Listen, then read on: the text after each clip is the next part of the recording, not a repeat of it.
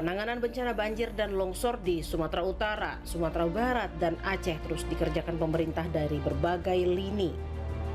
Dalam kunjungan ke berbagai titik bencana di Aceh, Sumatera Utara, dan Sumatera Barat, Presiden Prabowo Subianto menginstruksikan agar penanggulangan bencana dikerahkan secara optimal. Salah satunya saat Presiden Prabowo Subianto mengunjungi korban bencana di Sumatera Barat. Di posko pengungsian di Kabupaten Agam, Prabowo mengungkapkan rumah-rumah hunian sementara sudah mulai dibangun. Prabowo meminta pembangunan hunian sementara selesai dalam sebulan agar nantinya korban bencana di Agam tidak perlu lagi tinggal di tenda.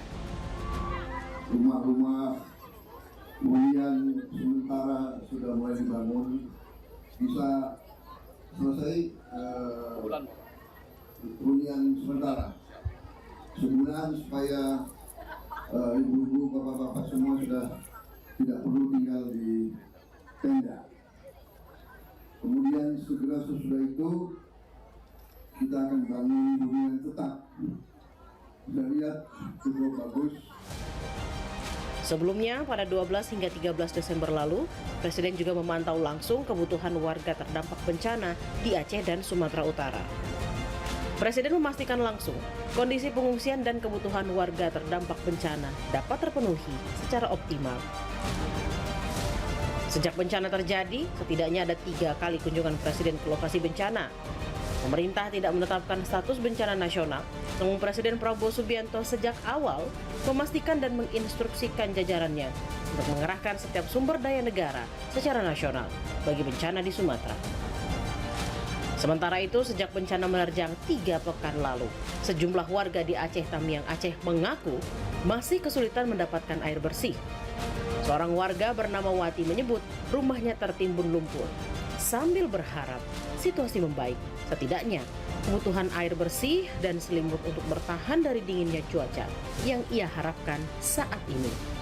Depan sini di pinggir jalan, rumah saya belum bisa ditempati karena lumpurnya sangat dalam. Sekarang kami harapkan ya Bu, kami butuh selimut, kami butuh istilahnya butuh selambu, nyamuk cukup banyak.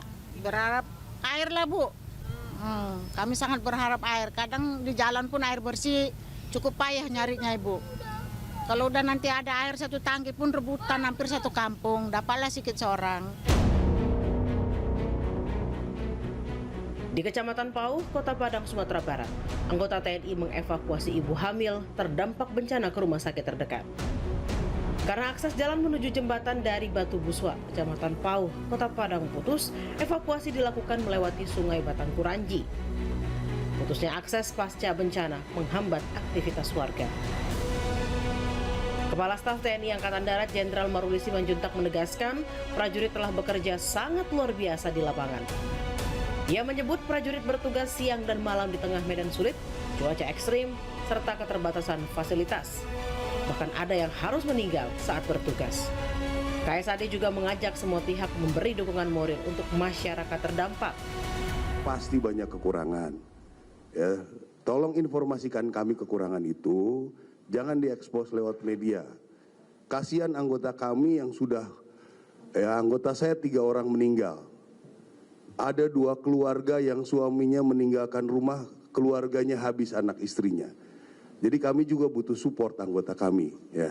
Anggota kami, yang lain juga saya kira butuh support. Ya. Jadi kalau melihat suatu hal, informasikan kami. Persoalan seperti ini tidak akan selesai dengan menangis. Kita harus bekerja sama, kita harus kompak semua. Kita harus kompak, kita perlu, kasihan. Yang terkena bencana kondisinya memang rumit. Warga terdampak bencana berharap pemulihan bisa lekas dilakukan, salah satu yang utama, membuka akses bantuan seluasnya, agar kebutuhan warga bisa tercukupi secara merata, di tengah sulitnya bertahan hidup dalam kondisi bencana.